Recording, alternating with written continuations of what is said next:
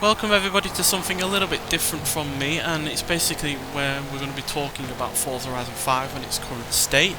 And that's because ever since this Corvette E-Ray was added to the game to announce the arrival of the new Forza Motorsport game, I figured the support for this game would be pretty much dropped on the spot there and then.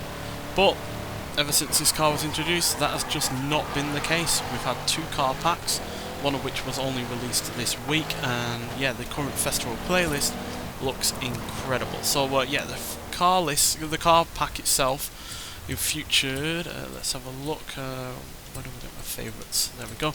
So yeah, the 4 cars that were added via the car, let me get rid of that, via the automotive car American car pack was the Chevrolet Silverado, another car we've never had in the game before.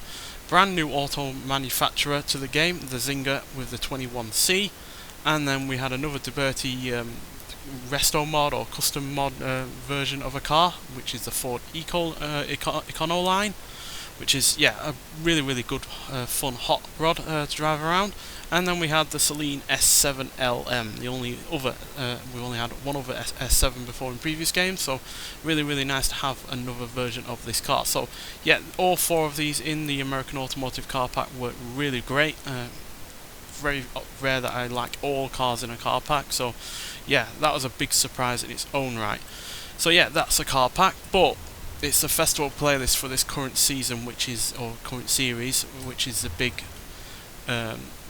selling point, quite frankly. So yeah, even though in the series progress we haven't got any cars that we've had before, we had the Ford F-150 from 1986 in a previous festival playlist series, and as well as the Cadillac CT4V, which was also in a previous series as well. But it's the rest of the cars that have been added that are going to be the big selling point. So as you can see, we've also got the brand new Corvette Z06 from 2023. I've already got it, and yeah, it's really fun to drive on this game. Obviously it's also included in Forza Motorsport, but yeah, it's really nice to see it in this game as well. We're also going to have a brand new Plymouth to the game and to the Forza series in general, with the Belvedere. Now granted, the Belvedere was the basis for the Plymouth Fury, which we already have in this game, but we've never had a Belvedere before in a Forza game, so that's again another great car to have added to the game. Then in the next festival playlist, we've got a pair of cars that we've had before, but we've not had one of them for a while. But it's really nice to see this 1966 Chevrolet Nova being added to the game, as it is a really good muscle car. But more importantly, as far as I'm concerned, because I love it, is the 1968 Pontiac Firebird. Before it got the additional name of Trans Am, this was the original Firebird, and yeah, it's a glorious car. It's easily one of my favourite muscle cars from the 60s. In terms of general cars from the 60s, it's one of my favourites. So yeah, love the car. We've not had it for a while. I'm pretty sure we've not had it since Forza Motorsport 4. So yeah, I'm really glad that's been added to the game.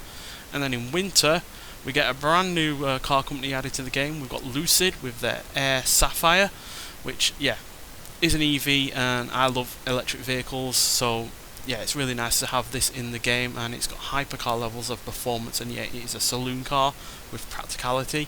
You can try it out actually in the where is it?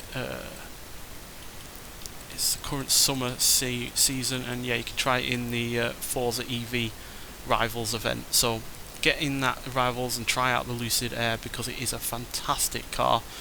Absolutely rapid in a straight line, but it is actually surprisingly good in terms of the corners as well. And then we get another muscle car in the form of the 1969 Pontiac GTO Judge, which again is another one of my favourite muscle cars from the 60s. Again, we've not had it in this game as in the base game, so it's nice to see it added into the game itself. And yeah, it has been in plenty of Forza games before, but yeah, I'm really glad it has been added to the game regardless. And then finally we get the Rolzion Q1, which again is a really great sports car. Again, we've had it in previous Forza games, but again, it's nice to have it added into this game, as yeah, it's a fantastic little sports car. and it's got a decent amount of power, and it doesn't even weigh all that much either.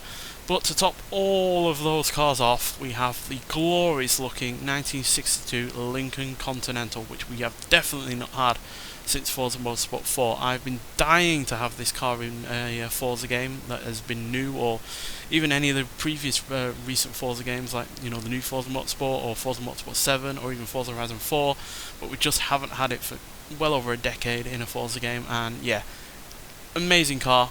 Easily one of the best looking 60s cars from America, and yeah, really gonna look forward to driving it. So yeah, the new festival playlist, the new car pack are showing that this game just hasn't had the lack of support that I feared it would have.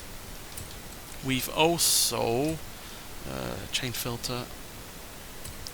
We also have had a bunch of 4 new races added to the game as well. We've got the Marigold Sprint. We've got the, I think that's a new one. Aerodroma Sprint, I think that's a new one. Linea Costura Sprint, I think that's one of the new ones. And well, basically we've had 4 ones added. Pretty sure they're the 4. It's not a Confido one. Yeah, pretty sure they're the 4 ones that have been added. But regardless, it is nice to see that they are adding more, sprints, circuits, whatever, to the game, and they are all going to be added into the online rota as well, which again is always a great thing, because the online was getting a little bit stale with the same sprint circuits and the like to be going on. So yeah, it's really pleased to see that we're getting more tracks to race on, and routes to race on, I guess you could say. So yeah, this game is just going from strength to strength, which I really did not expect.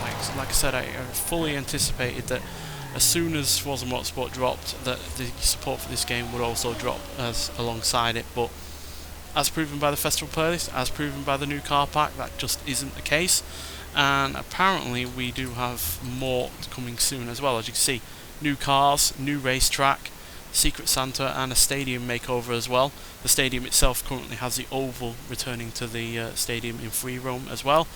So yeah, we've got loads being added to this game, and I am just mightily impressed, and also really pleased, because I've always wanted more Plymouths in the game. We've only ever had 6 in over the course of several Forza games before, so I'm really glad we're getting more of those in. Highly glad that the Firebird is coming back, and the Lucid Air is going to be really fun to drive, and then we've got the Continental as well, which yeah, they're my favourites of the ones that have been added. But regardless of that, we are getting more cars, so yeah, I'm really pleased, and yeah, just shows that this game, despite being as old as it is now, I think it's come to 2 years now, is still able to knock it out of the park with content that has been added. To be fair, even though Forza Motorsport is doing certain things that are really well, the online racing, for instance, is certainly better than it is on here, even if there are more cars on this game to choose from than that Forza Motorsport game. It's, yeah, just not got enough road cars being added to it for my liking to keep me interested, whereas this is getting all of the road cars, quite frankly, and yeah, there are road cars that I am generally interested in driving. Whereas Forza Motorsport, even in the car pass, we've only had 1 road car so far in that car pass. Even then, that is an older version of a car that we've already had added to this game for free. So yeah, for my money, Forza Horizon 5 is still the game to go for if you're just after some fun racing. You're not going to get the most competitive racing, granted, and yeah, the online is quite garbage in a lot of ways, especially when you go to do those trial races for the festival playlist to get 10 points, but on the whole, yeah, it's still a really good game, and one that I do highly recommend sticking with for now, at least until the support drops, which isn't going to be anytime soon by the looks of things. Who knows how long this game's going to keep the support up, but you'd think by now they would start working on the new game, given how popular this one's been. But who knows, maybe they've got a big enough team now to work on both games at the same time. So yeah, but nonetheless, thank you for watching. If you're looking forward to the new cars added to the festival playlist, and you have also enjoyed the cars in the car pack, then I'd like to hear your thoughts on them. But nonetheless, thank you for watching, and I'll see you in the next one. Bye.